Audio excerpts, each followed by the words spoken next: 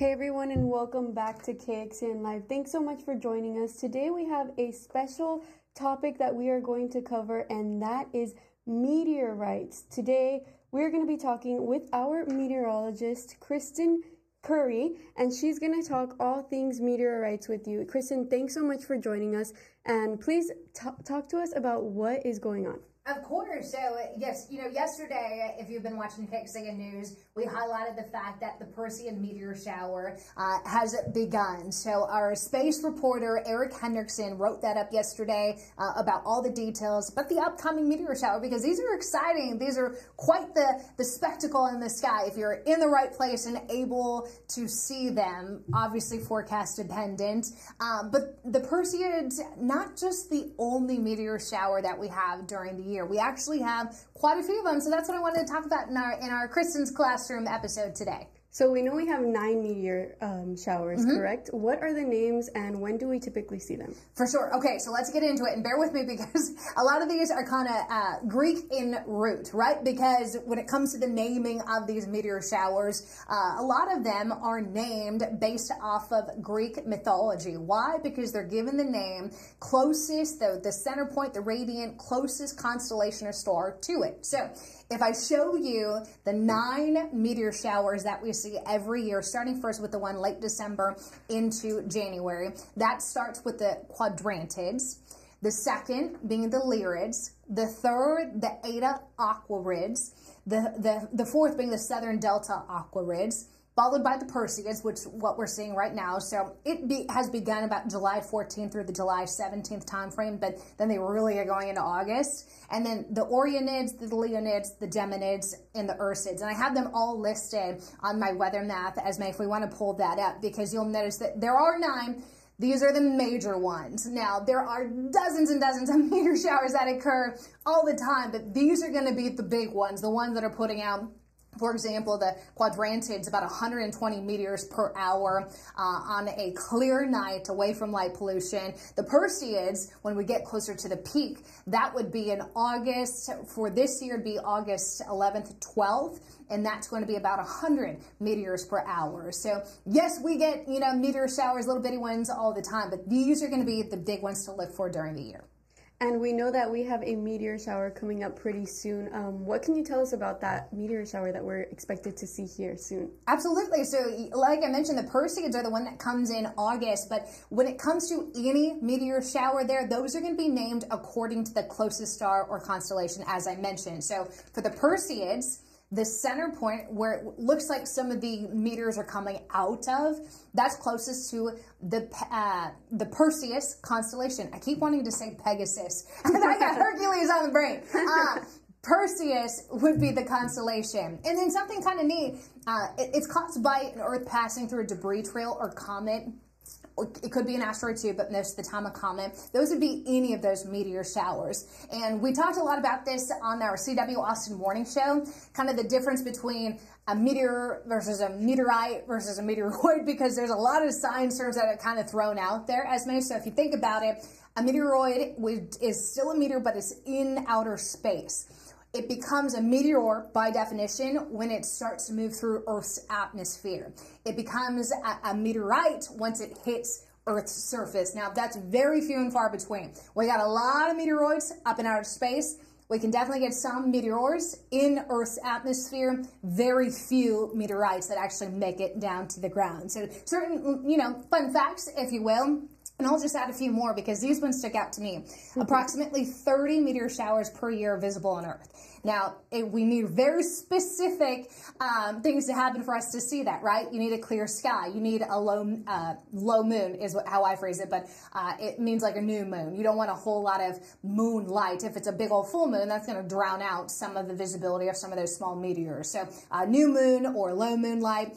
You can also have the red, yellow, and green tails behind meteors due to the ionization of the molecules within that comet. And you're kind of thinking about, too, with these annual meteor showers, you're thinking, why, how does it not run out of meteors? If it's happening every single year, how does this comet continue to produce meteors so we can count on seeing the Perseids every August? Well, the comet that we're looking at here, it continually releases little pieces of ice and little pieces of rock. It never stops doing that. So the meteors are always being replenished every year as that comet makes its orbit around the sun, just like we do here on Earth. But the biggest thing that stood out to me that I actually didn't know, I found this out this morning doing some research. Radar estimates that 12,000 meteors per night, about the size of dust, enter our atmosphere. 12,000 meters. Wow, I mean, obviously they're itty bitty, right? I mean, we think about it, most of the time we want them pretty big because we want them to survive at least a little bit of that trek into the Earth's atmosphere so we can see them. But there's quite a bit of space junk in the form of rocks and pieces of ice that are coming into our atmosphere. Luckily, our Earth's atmosphere acts as a good blanket, a good buffer to some of those bigger rocks. They burn up before we ever have to worry about them. And Kristen, do we see the full effect here on Earth as what is actually happening in space? No. So like I said, the atmosphere is going to try and burn them up. They're moving so fast. I mean, thousands of miles per hour. And that's why sometimes you can kind of see the big light, right? The fireball of that piece of rock burning up as it moves through our atmosphere. So we're grateful the atmosphere is there. But yes, it does kind of lose its effect with the smaller ones, the smaller pieces of space rock and such. And obviously, it kind of depends on where you are on Earth to see these different meteor showers. And as I mentioned, the moon phase matters, the forecast matters. If you've got a complete overcast sky at night, you're not going to have great visibility of any meteor shower. But this is something we pay attention to. It's something we talk about on air during our forecast, with Eric bringing us the reminder that the Perseids are peaking August 12th. We kind of have it circled in our calendar of, okay, we're going to start talking about this in the 7-day once we get closer. Yeah, so August 12th.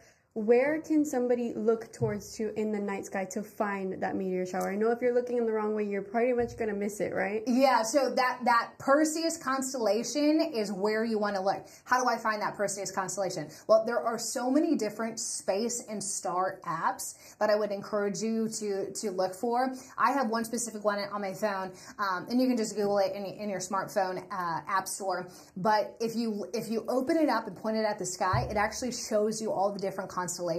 So do some research as to which one you like the best, which one is most user-friendly to you. We'll put it on your radar. We'll go on TV that day and say, hey, by the way, the Perseids meteor shower is happening tonight. Look towards the northwest sky. Kind of depends on where you're at.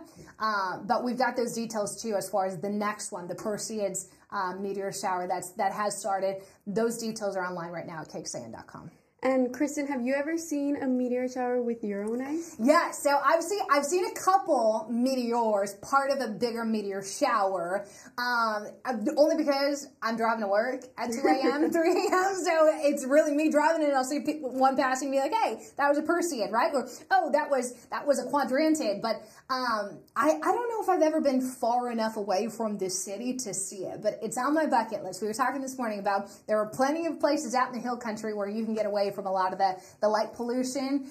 So it is absolutely something to put on your list of, hey, if I can make it out to, Blanco County, Gillespie County, you could really get a good spectacle, good light show out of this coming up in August. So this is coming up in August, and I know that you kind of wrote an article on our website. Can you kind of tell us where people can find that article and what's all in it, and if you're going to be continuing to update that with more details on this meteor shower that we're expecting in August? For sure. So I'll draw you to two. The one that I wrote this morning is just kind of what is a meteor shower, what are the different ones to look for during the year, best tips on how to view a meteor shower, and I put this up in obviously part of Kristen's classroom, so mom and dad, you can kind of get an idea of what to tell kids, what to tell your son or daughter as they're coming home from school thinking, hey, I heard about this in school. Why can't we see it at my house, or why can't we see it at my house?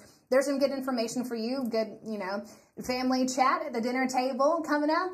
And then also on our website, cakesand.com, under the news tab, or even in the search bar, if you click Perseid, like I said, our space reporter, Eric Henderson, wrote a specific web story on the Perseids, the one coming up as we get into August. It has technically started you're not going to be able to see a whole lot as we get into tonight. It's just the very beginning, but it ramps up, right? It's like a bell curve. So look for the peak. There'll be a better chance of you seeing those Perseids getting into that second week of August. So you'll also, and I've linked Eric's web story at the bottom of my web story online at cakesand.com. That lives right underneath the weather tab. Perfect. Awesome. So thanks so much, Kristen, for being here with us once again. I'm going to jump back to that graphic that you showed us. Here it is. If you guys want to catch more of Kristen's forecast, she's going to do that on air and online. And of course, you're going to be talking about the meteor showers as well, correct? We will. We will keep you updated as we get closer. Perfect. Thanks so much for joining us, Kristen. We are happy to hear from you again, and we plan on hearing from you again soon. Thanks so much. We'll see you next time. Thank you, everyone.